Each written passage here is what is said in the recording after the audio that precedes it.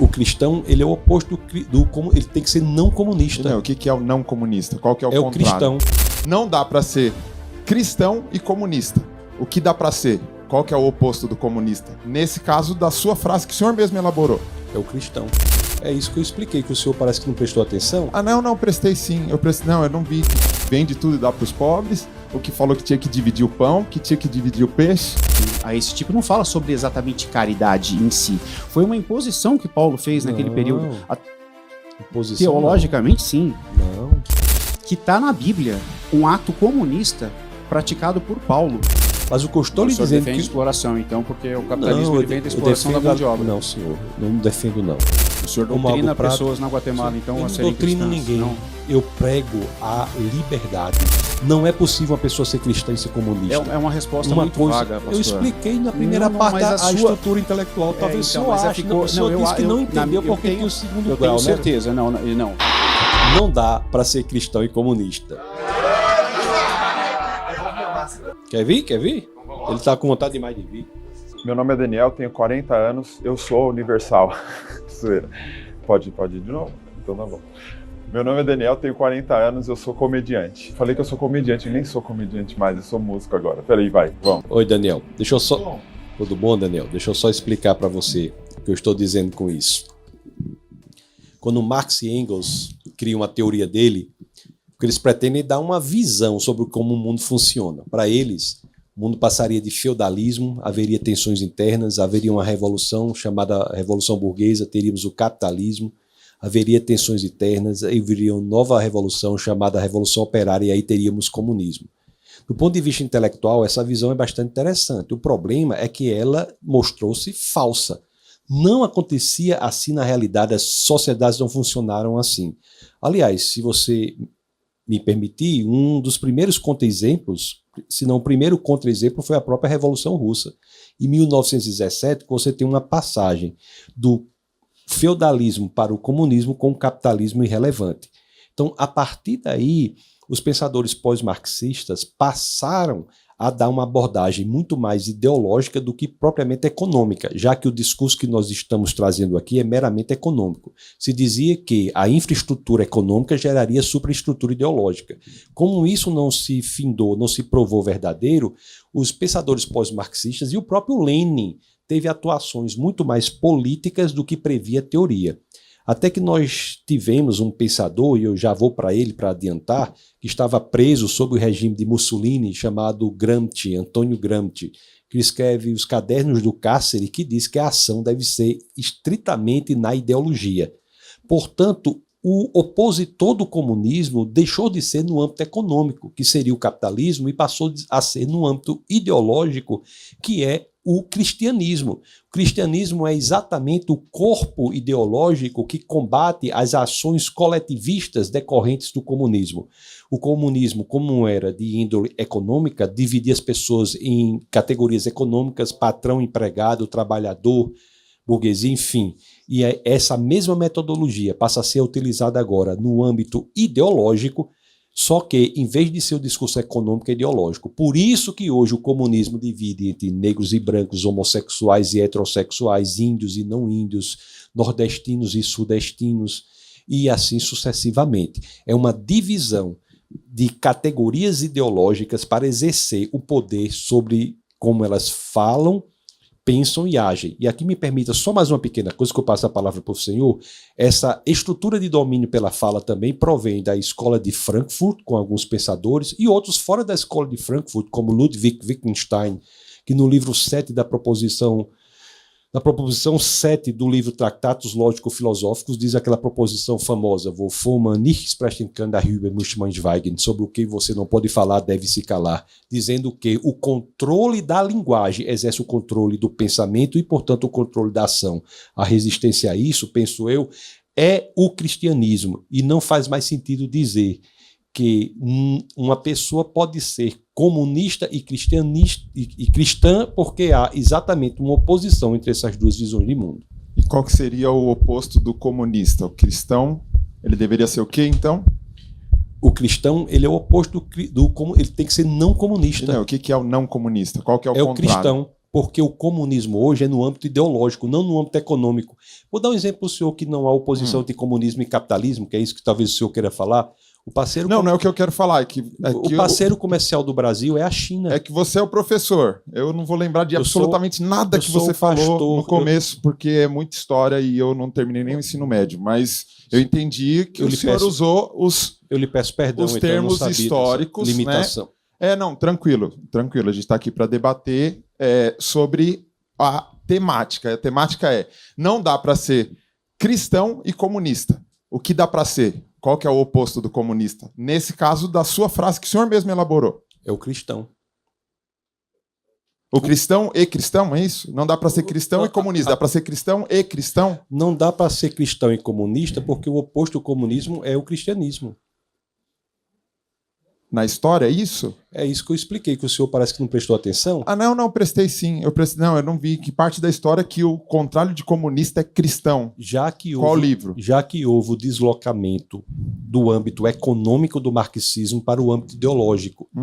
Nesse deslocamento do âmbito econômico para o âmbito ideológico, o opositor do comunismo deixou a ser o cristianismo. Não é por acaso que os esforços do comunismo hoje, muito conhecido por alguns como marxismo ideológico, os esforços do comunismo hoje são exatamente no sentido de descristianização do Ocidente.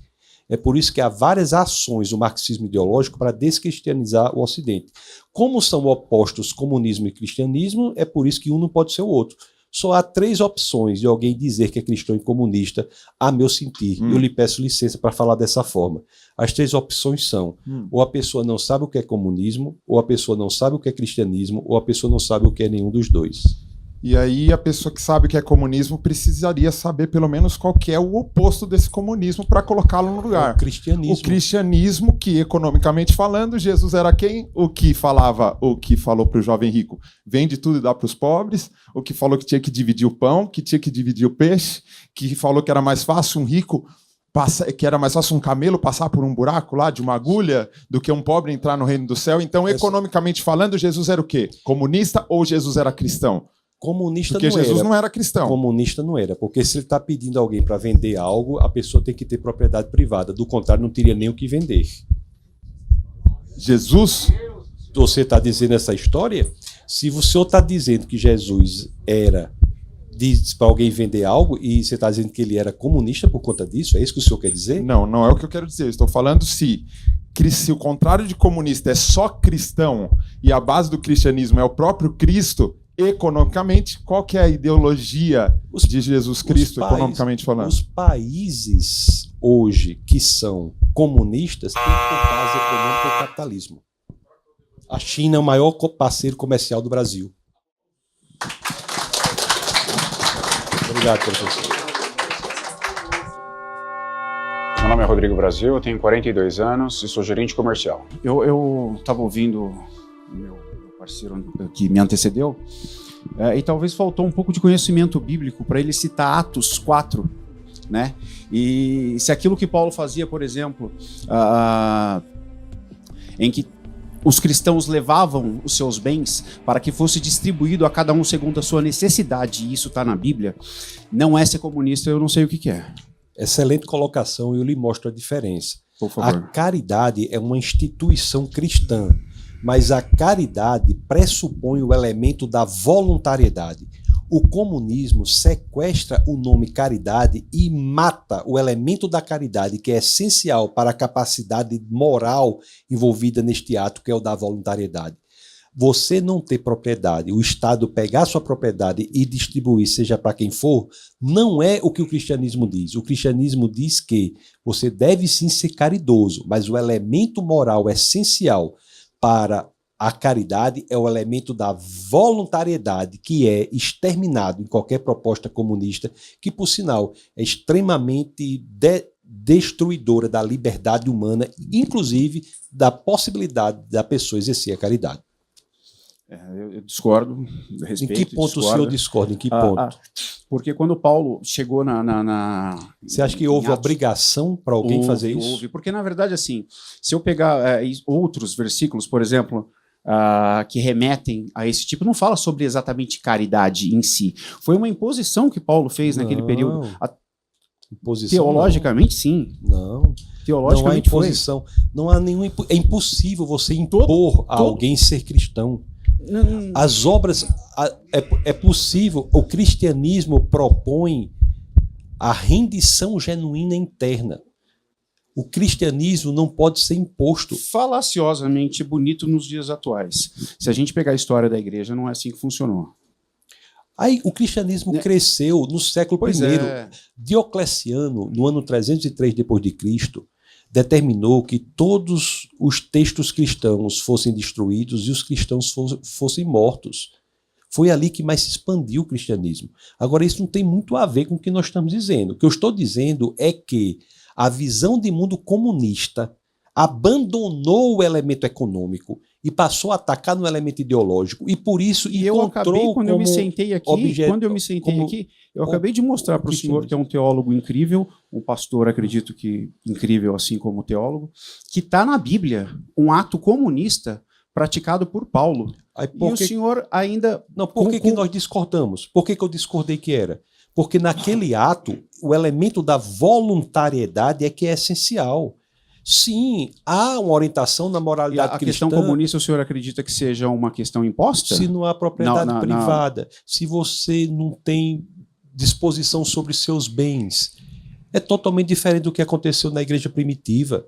As instituições mais caridosas do mundo até hoje são cristãs. Mas é pelo exercício da voluntariedade. Se nós tirarmos a voluntariedade da caridade, isso não é cristianismo. Porque o elemento da moralidade está intrinsecamente, visceralmente ligado à voluntariedade. É o fato de você escolher fazer algo por alguém sem esperar nada em troca.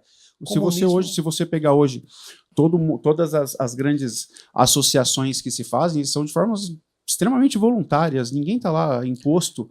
Os regimes comunistas, eles sequestram. Na verdade, não patrimônio. houve na história ainda, e o senhor deve saber disso, um regime que seja 100% comunista. Isso nunca aconteceu. Se você pegar, por exemplo, na época de Estado, você vai citar governos que foram ditatoriais. E aí tem inúmeros exemplos que foram e seguiram realmente o regimento comunista, e isso nunca aconteceu, historicamente. O senhor estava falando do comunismo, né? O senhor estava falando que Atos era comunista, né? Eu disse que era assim, eu disse que aquilo é um ato comunista. Se aquilo não for um ato comunista de você trazer os bens para a liderança e a liderança redistribuir isso para cada um segundo a necessidade, se isso não é ter um ato comunista e capitalista, que não é. Não é, porque, mais uma vez, está aí morto o elemento da voluntariedade. Segundo, capitalismo não é oposto de comunismo, é isso que eu estou lhe dizendo. A China é o parceiro comercial número 1 do Brasil. Você viaja para a China, uma viagem que eu fiz, só um momento, uma viagem que eu fiz para a Tailândia, fez conexão em Dubai, e na volta havia muitos brasileiros que haviam ido para a China e voltavam na mesma conexão que eu estava. Eles iam fazer o que na China? Sabe o quê? Negócios. É que o senhor está desassociando o capitalismo do comunismo. A China é o país mais capitalista que tem. Como o senhor falou anteriormente, por exemplo, o que seria o antagonismo do comunista? O senhor falou que é o cristão. Cristão. Não faz o menor sentido, mas eu respeito. Aí foi perguntado ao senhor, o que seria, então, o cristão poderia ser o quê, economicamente, politicamente dizendo? O cristão? O cristão, ele exerce um capitalismo de modelo, direita, seria isso? Um modelo de liberdade. O senhor, como conservador, defendendo a visão conservadora aqui, o senhor defenderia esse... O capitalismo, esse é o ponto, o capitalismo, eu não defendo o comunismo de maneira nenhuma. Eu acho até, assim, não gostaria nem de dizer aqui, mas acho que o comunismo tem uma origem que não é das melhores. Então eu não defendo o comunismo de maneira nenhuma. Eu sou, assim, anticomunista, certo? Mas o que eu estou lhe dizendo... O senhor defende exploração, então, porque o capitalismo ele vem da exploração da mão de obra. Não, senhor, não defendo, não. Eu defendo a liberdade, defendo a possibilidade das pessoas crescerem, defendo a possibilidade das pessoas terem um progresso em suas vidas, tanto intelectual, quanto material, como espiritual. Eu defendo a pregação da palavra da libertação, que é o cristianismo. Eu defendo... Teoricamente ou na prática também? O cristianismo só há... A sua defesa, ela acontece de forma teórica somente, Na minha vida debates, pessoal? ou exatamente na sua vida pessoal? Você é praticante também? Se o senhor considerar fundar, por exemplo, uma escola bíblica nos lugares mais perigosos do mundo, na Guatemala. O senhor como doutrina algo prático, pessoas na Guatemala, então, eu a não serem doutrino cristãs? ninguém. Não. Eu prego a liberdade. Eu prego Com a doutrinação, liberdade. com doutrinação religiosa. O que o senhor faz também é doutrinação. Todo mundo doutrina, todo mundo expõe suas ideias. A gente não deve ser proibido de fazer isso. Não, O que a gente deve ser proibido é de acho bacana, acho bacana. A gente fala com convicção o que é a verdade e as pessoas se entenderem que devem Que é a seguir verdade, aquilo. não, que é a verdade individual de cada um. Não, tem um tema aqui que a verdade é só uma. Então, já é outra coisa, porque assim, outro a tema, gente não vai discutir matemática. Quando você fala 1 mais 1 é 2, aí a verdade é absoluta. Passou disso, não. Vai ter um Moral tema sobre não é isso. uma A verdade absoluta. só é uma. Não há muitas verdades, não. A gente vai debater sobre isso. Agora, Vamos chegar. mais uma vez, só para ficar claro, o oposto do comunismo é o cristianismo. Não é possível uma pessoa ser cristã e ser comunista. É uma resposta muito vaga, pastor. Eu expliquei na primeira Não, parte mas a a sua- estrutura intelectual. Talvez então, o senhor mas ache. ficou- O senhor não, disse que não entendeu eu porque tenho- tem o segundo Eu grau, tenho né? certeza. Não fui eu que disse Foi isso. outra pessoa que sou disse? graduado, inclusive sou teólogo também. Foi outra pessoa e que apesar disse, de né? bastante tempo, eu já não sou praticante, porque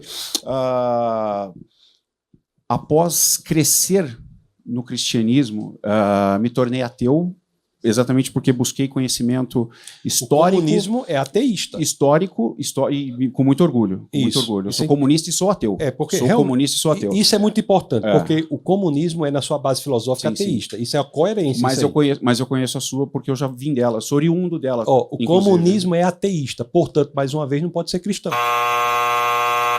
Não faz o menor sentido, mas eu respeito.